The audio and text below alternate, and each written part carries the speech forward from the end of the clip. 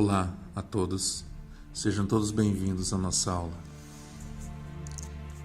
E hoje vamos falar sobre alguns conceitos da física quântica.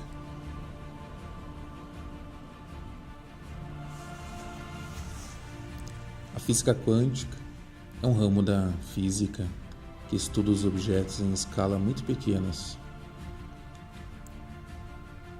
E a física moderna é dominada por esses conceitos.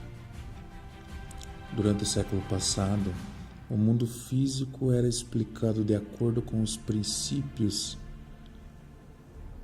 da física clássica ou newtoniana. No entanto, no final do século, essa física já não era suficiente para explicar alguns questionamentos que começaram a aparecer.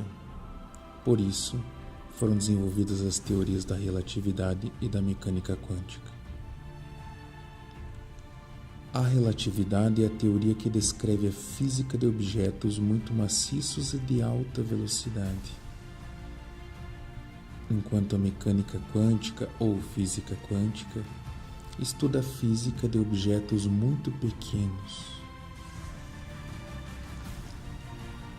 Muitas das equações da mecânica clássica que descrevem como as coisas se movem em tamanhos e velocidades no nosso cotidiano deixam de ser úteis na escala de átomos e elétrons, que agora pode ser explicada pelos princípios da mecânica quântica.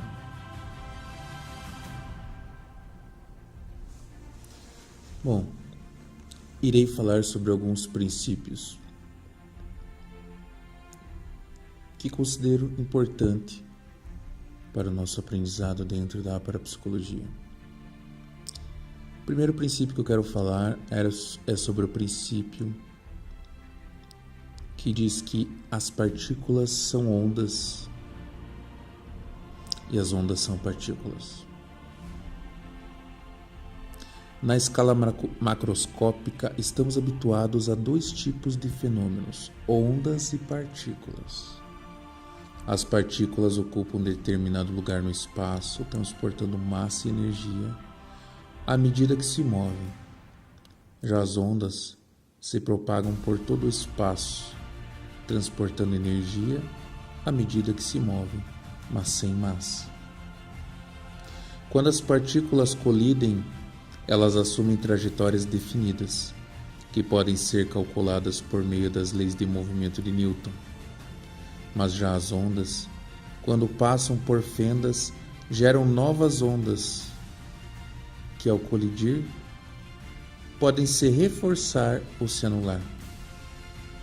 Porém, na física quântica, essa distinção entre ondas e partículas já não existe.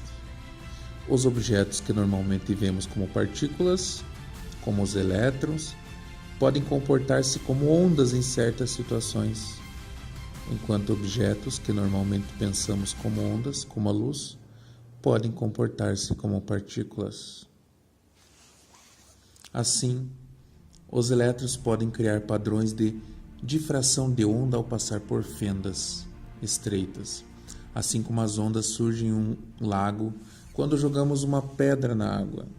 Por outro lado, o efeito fotoelétrico, ou seja, a absorção de luz por elétrons em objetos sólidos, só pode ser explicado se a luz estiver como partícula. Então essas são as ideias, que essas ideias vêm da física quântica. Isso começou a ser conhecido como o princípio da dualidade onda-partícula. E se nós trouxermos isso para a nossa realidade, nós começamos a entender melhor que a nossa realidade ela ainda não está feita, ela não está certa. Então começam a surgir possibilidades. Se tudo é onda,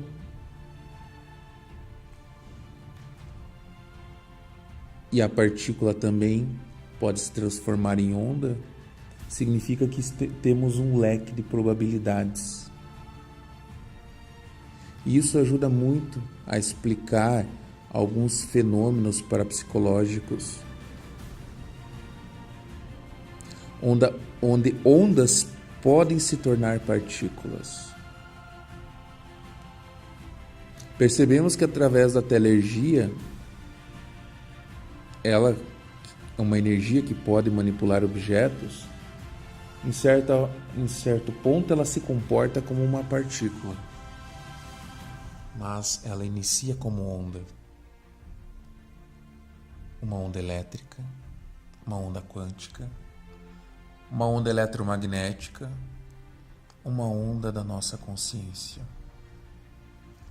que passa pelo nosso corpo, viaja no espaço e chega até o lugar de ação como partícula.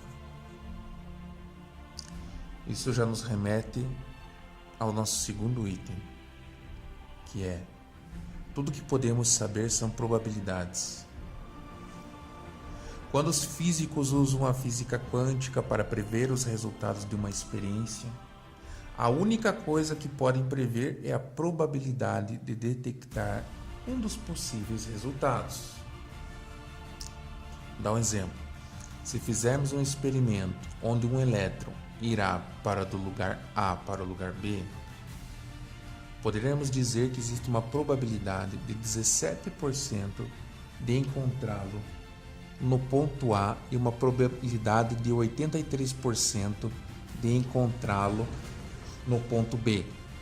Porém, nunca poderemos dizer com certeza que o elétron definitivamente acabará entre A ou em B. Não importa quão cuidadoso seja o preparo de cada elétron, não poderemos saber definitivamente qual será o resultado do experimento. Cada elétron é uma experiência completamente nova. E o resultado final é sempre aleatório. Bom, com isso, temos o nosso terceiro ponto, que é: a medição determina a realidade. Até o momento em que o estado exato de uma partícula quântica é medido, esse estado é indeterminado. Somente depois que a medição é feita, o estado da partícula será determinado. E todas as medidas subsequentes naquela partícula produzirão exatamente o mesmo resultado. Então você percebe aí que o observador tem fundamental importância no experimento. Agora coloca isso para a nossa realidade.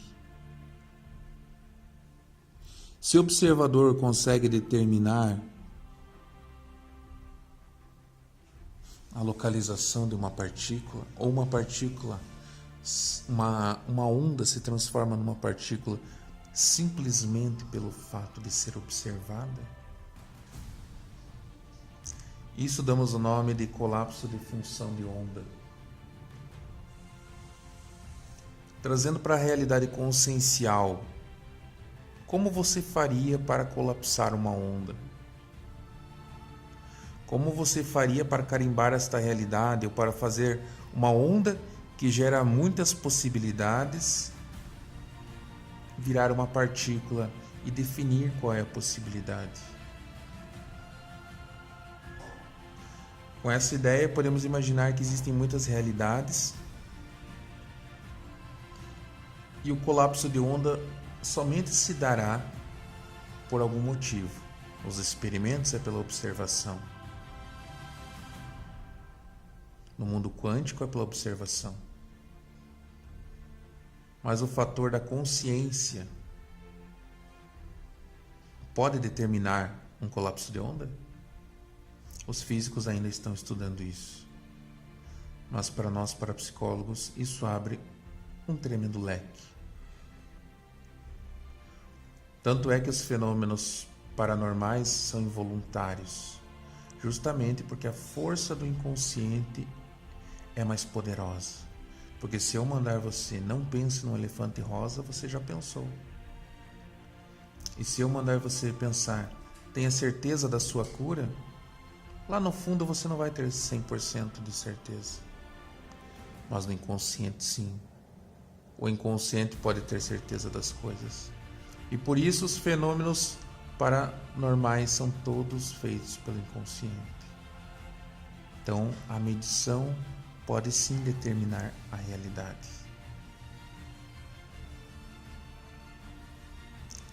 Bom, esse experimento também trouxe muitas possibilidades para a nossa realidade através da física quântica. Temos o experimento de Erwin Schrödinger, que é aquele do gato da caixa, que se pergunta, tem um gato dentro da caixa, o gato pode estar vivo ou pode estar morto? O que você acha? Pense comigo, o gato está vivo ou está morto? Temos também o experimento da dupla fenda, que confirma essa indeterminação. Até que a posição dos elétrons seja medida do lado oposto da fenda, ele poderá existir em todos os caminhos possíveis. Uma partícula quântica pode e vai ocupar vários estados até o momento em que for medida. E após sua medição, ela existirá em apenas um estado. Assim chegamos ao nosso quarto item, que é as correlações quânticas não são locais. Uma das consequências mais estranhas e mais importantes desta física é a ideia de emaranhamento quântico ou entrelaçamento quântico, onde você entrelaça dois elétrons, eles acabam se comunicando, mesmo que um esteja lá na Lua e outro aqui, um esteja no Japão e outro aqui, vira um elétron para um lado, ele vira para o outro lado, mesmo estando a uma distância muito grande. Quando duas partículas quânticas interagem, seus estados irão depender um do outro, independente de quão distantes estejam. Você pode segurar a partícula aqui no Brasil, enviar outra para Portugal e depois medi-la simultaneamente. O resultado da medição no Brasil determinará o resultado da medida em Portugal, vice-versa. Pode estar na Lua, pode estar no Japão. A correlação entre esses estados não pode ser descrita por qualquer teoria local, na qual as partículas possuem estados definidos. Esses estados são indeterminados até o instante em que um é medido, porém no momento em que os estados de ambos forem determinados. Não importa o quão distante eles estejam. Isso foi confirmado experimentalmente dezenas de vezes ao longo dos últimos 30 anos com átomos pares, e cada nova experiência reforçou essa teoria. Apesar da medida lá no Japão, em Portugal, na Lua determinar o estado de uma partícula no Brasil, o resultado de cada medida será completamente aleatório. Não há como manipular a partícula portuguesa para produzir um resultado específico no Brasil.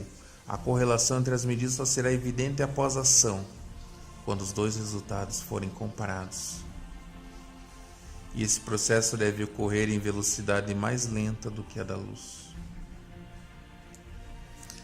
Ou seja, trazendo isso para a nossa realidade, imagine qual é a relação que você tem com as outras pessoas no dia a dia. Você encosta nas pessoas, você bate nas pessoas, você está próximo a pessoas, você pensa nas pessoas. Se isso cria um emaranhamento quântico, o seu ambiente local pode interferir no seu estado, criando egrégoras energéticas.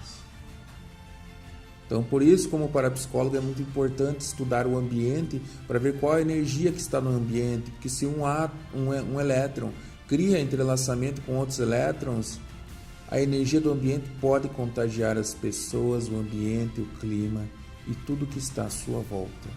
Pense nisso.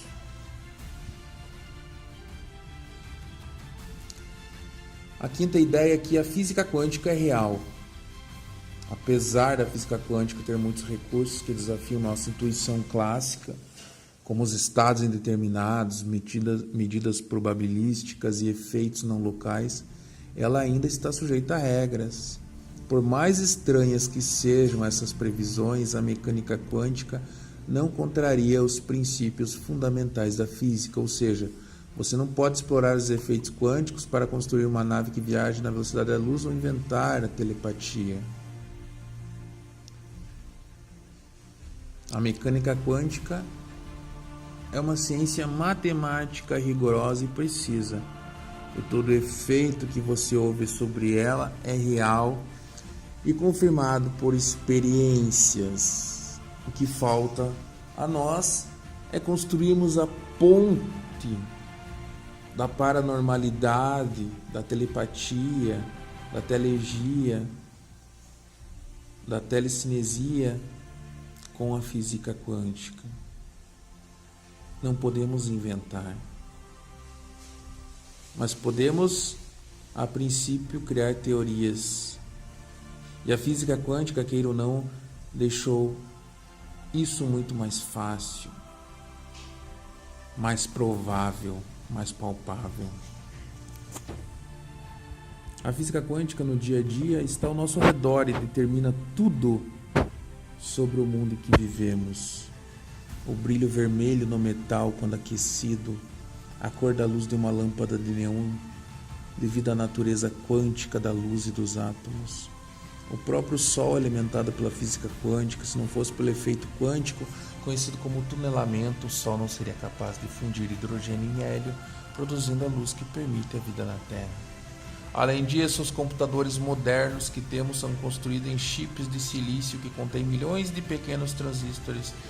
Sem entender a física quântica de como átomos e elétrons agem, seria impossível construir um único transistor, e muito menos milhões deles. As redes de telecomunicação modernas, como a internet, também dependem da mecânica quântica. Nelas, informações são transmitidas por meio de pulsos de luz que viajam por cabos de fibra óptica. Esses pulsos de luz são produzidos por lasers de diodo, que usam pequenos chips de semicondutores para gerar feixes intensos de luz. A construção dos lasers, que carregam a internet, seria impossível sem entender a física quântica dos semicondutores e a natureza quântica da luz. Ou seja, muita da tecnologia que nós temos hoje existe graças à física quântica. Então isso prova que muitas das coisas que nós não enxergamos existem. A telecomunicação, o celular, também tem conceitos de física quântica. Então, esse conhecimento é imprescindível para o psicólogo entender melhor e averiguar as possibilidades desses fatos interferirem na nossa realidade. Bom, espero que tenham gostado e nos vemos então na nossa próxima aula.